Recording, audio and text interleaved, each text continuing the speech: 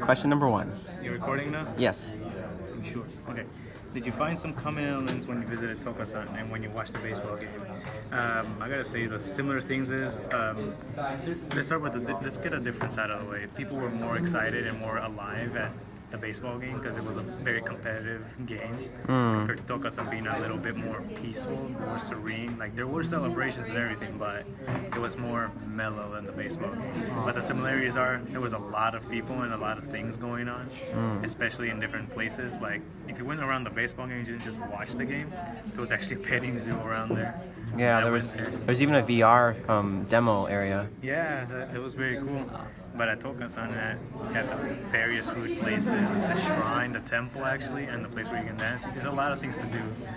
So I think those are some common elements. What do you guys think? I mean, I would say I would disagree that Tokasan was more serene in the sense that, like, especially at places like the dances, we were all cheering and dancing around and having a good time. And like when we even like at the shrine itself, like I mean, people would be quiet for a moment when they would pray, but then they would. Cameraman here.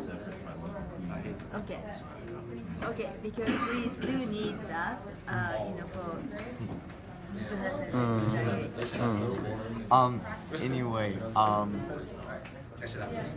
so like they'd be quiet for a moment, but then they'd just go right back to talking.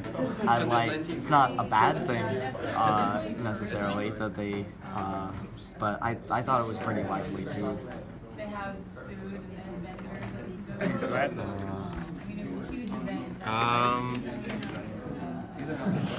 Well, for me, the thing I found that was the most striking that they had in common, the baseball game and the Matsuri, was the atmosphere of inclusion, where at the baseball game, everyone would, whenever something awesome would happen, everyone would get up and bang their bats together with random strangers and like cheer. And at the Matsuri, everyone kind of treated each other almost like family. Like when we were doing dances, everyone would take hands and dance regardless of who was next to them.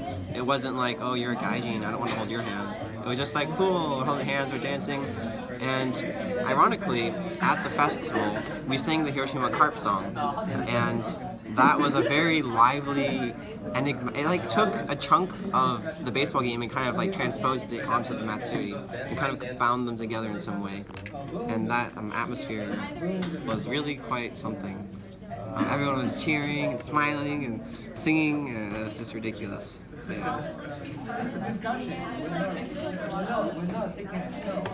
Okay, so I think Hiroshima Cup is probably just for Hiroshima people who love the baseball games, but the Matsuri is for the whole Hiroshima city. Oh. And no matter you like, and also there's a big tower in some kind of park, and the people were dancing there and singing songs together, including the Hiroshima Carp song and the Hiroshima Tengoku, the songs there. And so people in baseball games and at the festival are all very excited and kind of peaceful.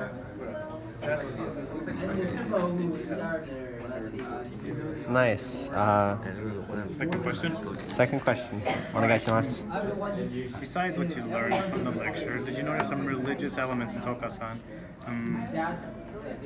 I noticed that when I entered the temple, people were quiet for the instant that they were, like you mentioned, instant that they prayed. Like that's an observation. Like you don't pray screaming and celebrating. Well, I'm pretty sure there's somewhere out there in the world that's probably a religion like that I don't know of. but that was one of the elements. And I'd say the dance is also a religious element because everybody's moving together in tandem with each other.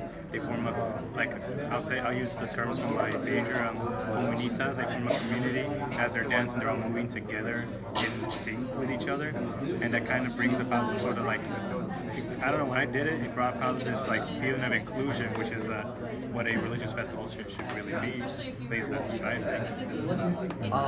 And I would also say that the existence of the places of worship themselves at Tokasan is still very big religious element that remains, because I mean people don't just like go to those places and throw in money because YOLO. They do it because they have that significance of tradition and whatnot, and so the religion is still a very important part of Tokasan, and it was very crowded, so pretty sure almost everyone at the festival went there at least once while they were there, so it was very significant.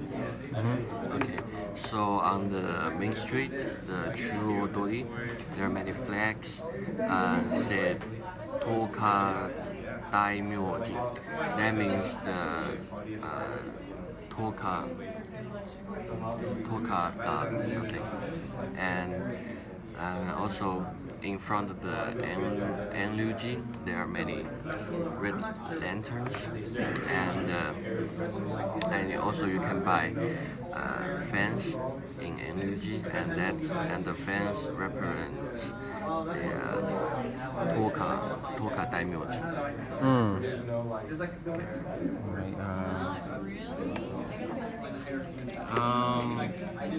As my friends have stated, the temple was actually really crowded. Like tons of people were visiting the temple, and it was interesting to see the atmosphere there. Not only in contrasting it to other temples I visited, but also in just being there myself. When I went to put in the money and to pray, it was almost tranquil when I prayed, and there was like this feeling of calm and peace, which kind of was separate from the rest of the festival. I was actually surprised to see that many people at the temple, because when there's like a really big festival, as an American, it's kind of like, oh, I'd rather spend more time at the festival, right? But Japanese people have a lot of respect for their traditions and for their culture, and a lot of people still visit the temple to kind of pray for like blessings in a way, like for like the god of the temple, if I recall correctly, is Inari, who is like the god of like grain, I believe. And so, but he also has other things he's like known for. So people go there to pray to him to get some sort of favor in their life, which is cool. The end. I think so.